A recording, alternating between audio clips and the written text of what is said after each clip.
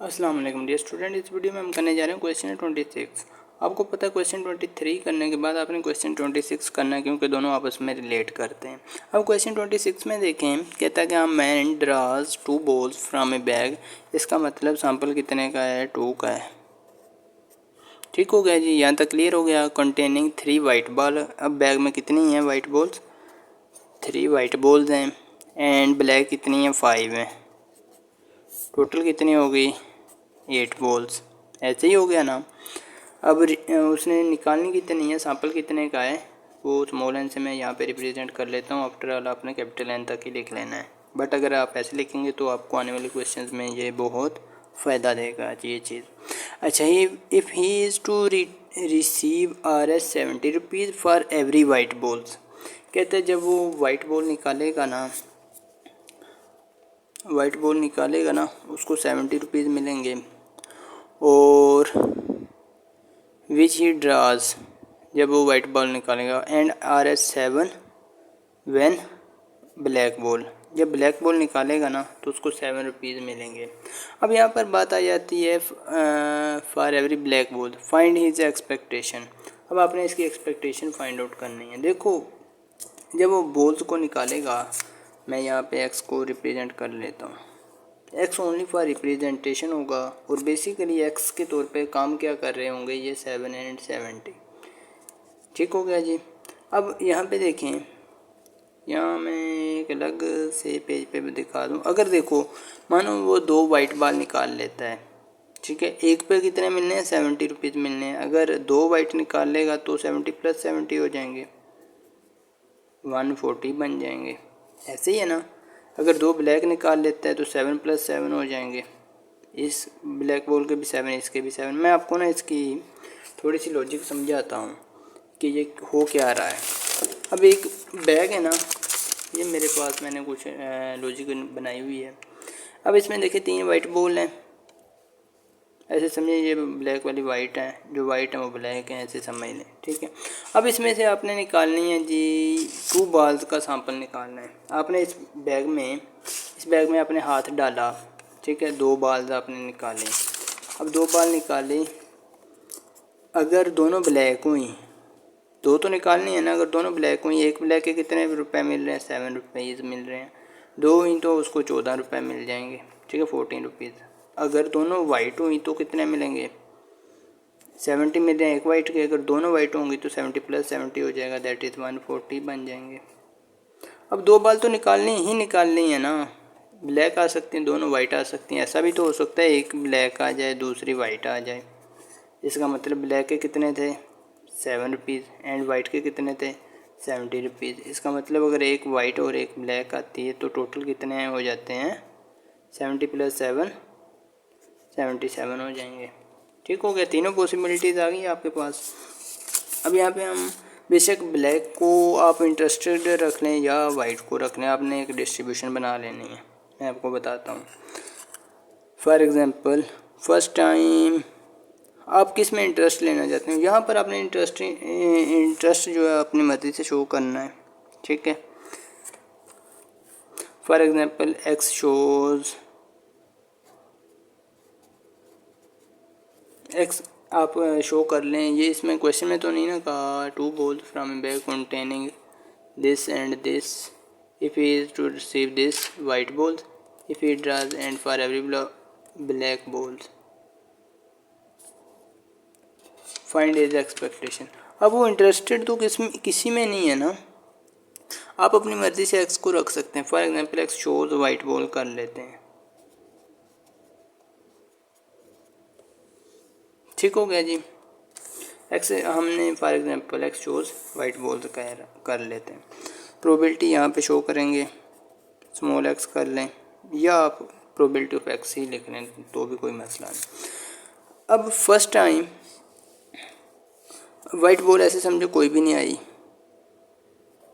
ठीक है, वाइट में हमने इंटरेस्ट लिया ना तो कोई मसला नहीं, वाइट कोई भी नहीं आई।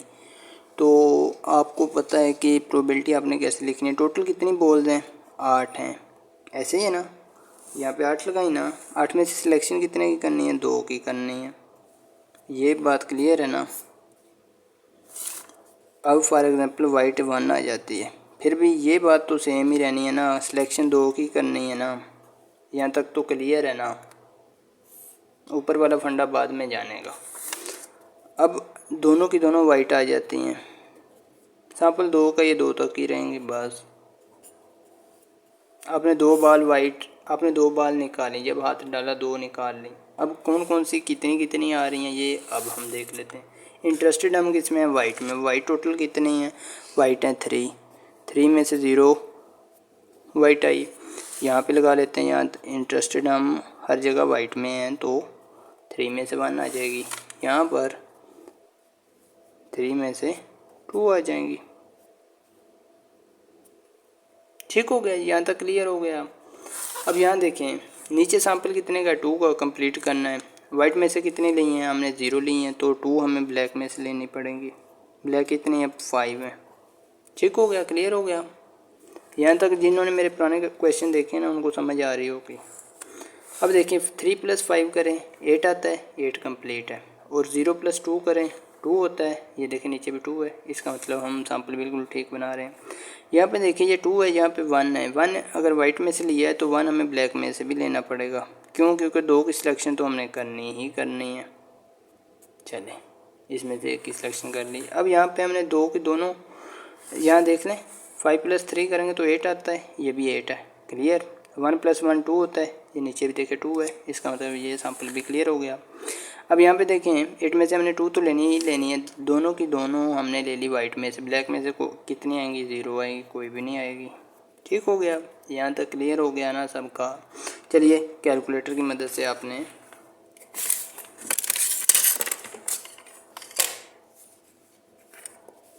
इसको थोड़ा सा टैबुलेट भी कर लो तो ज़्यादा अच्छा रहेगा।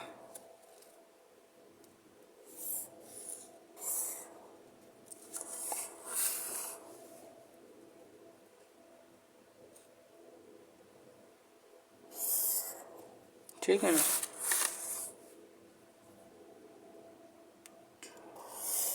चलिए ये यहाँ तक क्लियर हो गया। अब देखो जब वो वाइट कोई भी नहीं होगी, इसका मतलब क्या है, दोनों के दोनों ब्लैक निकालोगे आप तो आपको कितने पैसे मिलेंगे, 14 रुपीज़ मिलेंगे।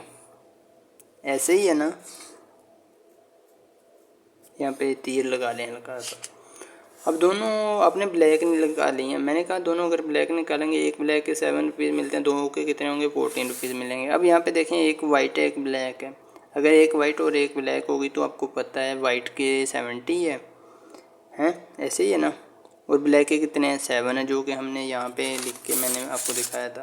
अगर एक वाइट है एक ब्लैक है ना, तो एक के 70 मिलेंगे, दूसरे के 7 रुपीज़ मिलेंगे। टोटल कितने मिलेंगे, 77 रुपीज़ मिलेंगे।